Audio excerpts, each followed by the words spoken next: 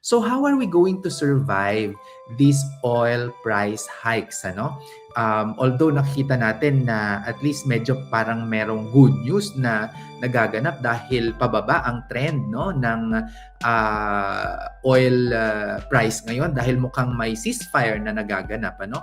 So how do we survive this, no, the price hikes? Sa totoo lang, hindi naman natin hawak, no, lahat yan. Dito muna tayo.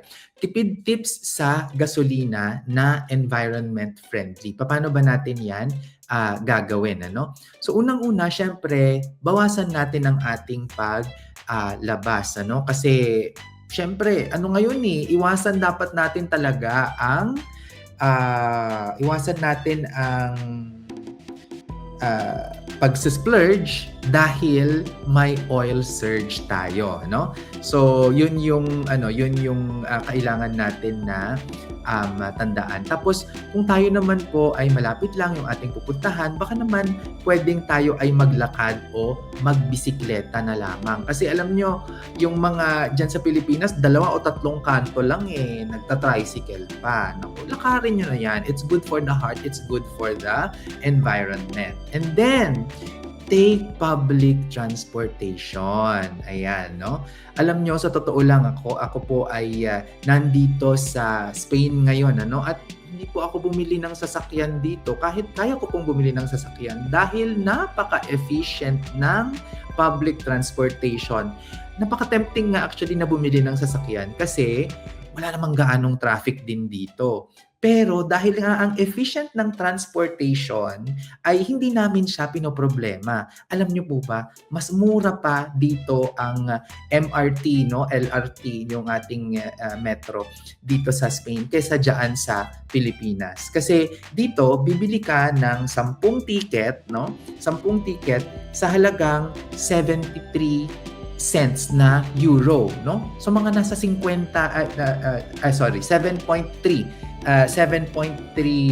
euros yon, ano? So yung 7.3 euros sa pesos yan nasa 500 yung 10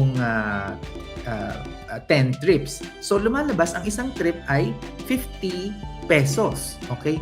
Pero alam nyo ba, hanggang sa kaduluduluhan ng metro ng zone na covered ka, yun iisa ang presyo. Tapos kada 400 to 500 meters dito, either may bus stop o kaya may train station, no? May metro station.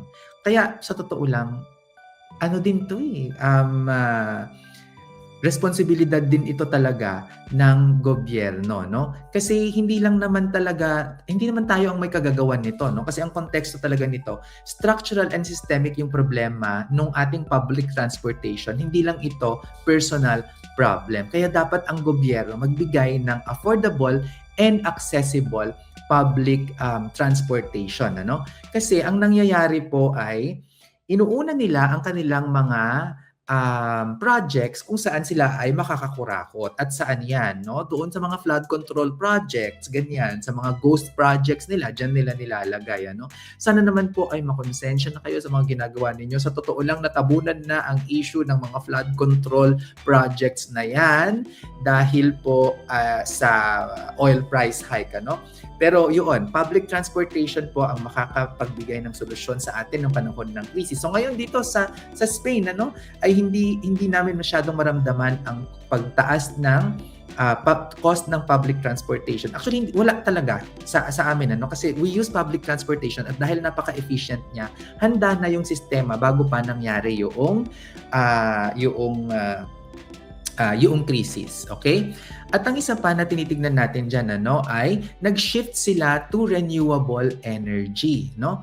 So, yung pong dito po sa Spain ay talagang ang pinagkukunan nila ng kanilang enerhiya marami sa solar panels at saka sa wind turbines, ano? So, talagang yung push towards renewable energy ay napakalinaw. Unlike dyan sa Pilipinas, ay wala pong maayos na incentives. Kami po, sa totoo lang, nung 2000 and I think nung 2000 and kami, o hindi, 2010 kami nagpalagay ng solar panels, ano.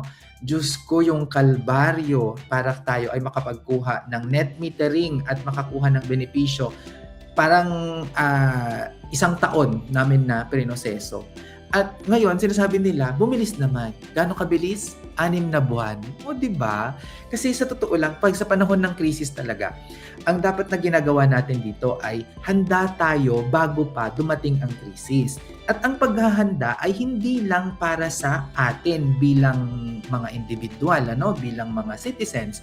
Nandyan din dapat ang paghahanda ng gobyerno at saka ng private sector para talagang pagka nagkaroon ng krisis ay kaya natin itong harapin at hindi natin siya iinda, no? Kung kung mararamdaman naman lang sana natin ay parang kurot lang, kaso bugbog at ano na tayo ngayon, nilalampaso na tayo.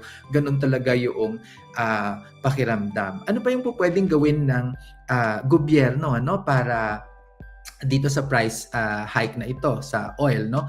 Pwede niyang i-suspend temporarily ang excise tax at saka ang value added tax sa mga petroleum products, pati na rin sa mga produkto na basic goods, na ginagamit ng karaniwang Pilipino. Pero, di ba, anong petsa na hanggang ngayon parang wala pa tayong nakikita toward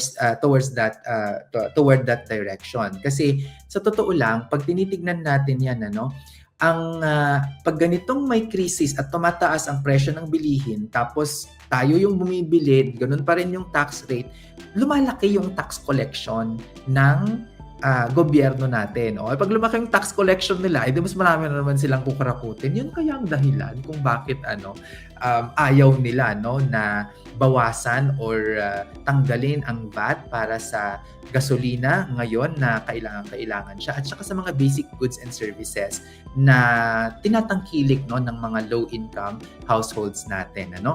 And pwede rin actually magbigay ng windfall tax ang gobyerno natin sa mga gas companies, ha? Bakit? Bakit ko ipinupush yan, no? Kung titignan kasi natin, kung 10% for example ang patong ng mga gas companies sa kanilang produktong petrolyo, no? Ang ibig sabihin niyan, kung 50 pesos dati ang kanilang kinikita, ang kanilang benta, no? 5 piso ang kanilang kikitain kada litro, for example, ngayon na naging 130 pesos na, for example, tapos 10% pa rin ang kanilang patong, naging 13 pesos na per litro ang kikitain nila. Anong ibig sabihin yan? Sila ay kumikita sa paghihirap nating lahat, no? So ang tawag diyan ay windfall income. At para sa akin, dapat lagyan yan ng windfall tax. Okay? Kung hindi kayang ibaba ang excise tax at saka ang VAT, sana maglagay ng windfall tax sa gas companies ang gobyerno natin, no? At actually, panawagan ko naman sa private sector ay sana ay ibaba nga nila, ang kanilang mga profit margins. O ito yung sinasabi ko kanina na napatong, no? At yan, makakatulong talaga na tayo ay mas bababa, yung ating mas bababa yung presyo ng ating produktong petrolyo. Ano ba yan? Nabubulol-bulol ako. Okay, bumati nga muna tayo. Kasama natin ngayon din si Ellen. Hello din sa iyo. Eileen at si Helen ay kasama din natin. Taga-saan kayo? At si Rarods, no? Good day din sa iyo.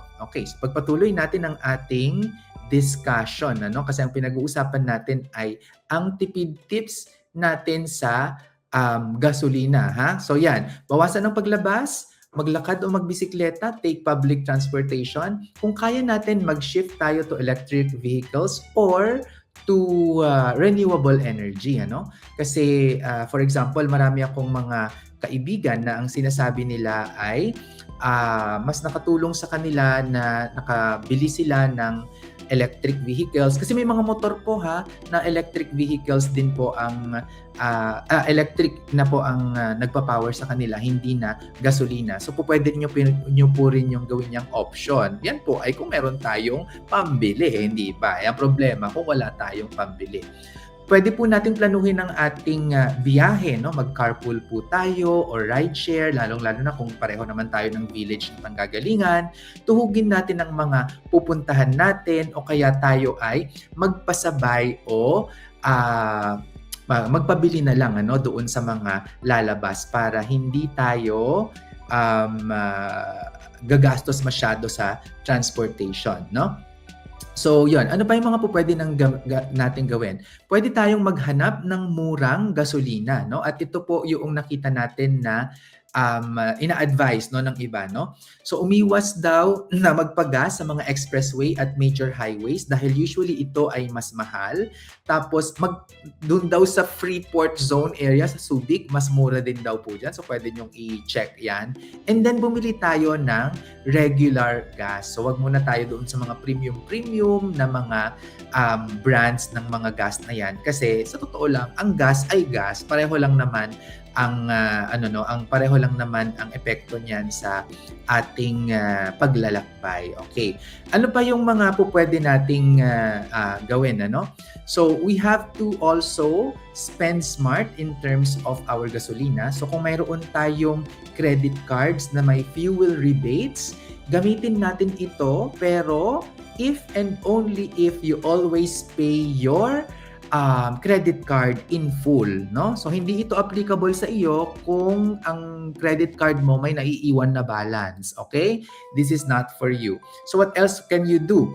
You can earn points from rewards or loyalty cards from these credit cards, and you can also grab gas app discounts or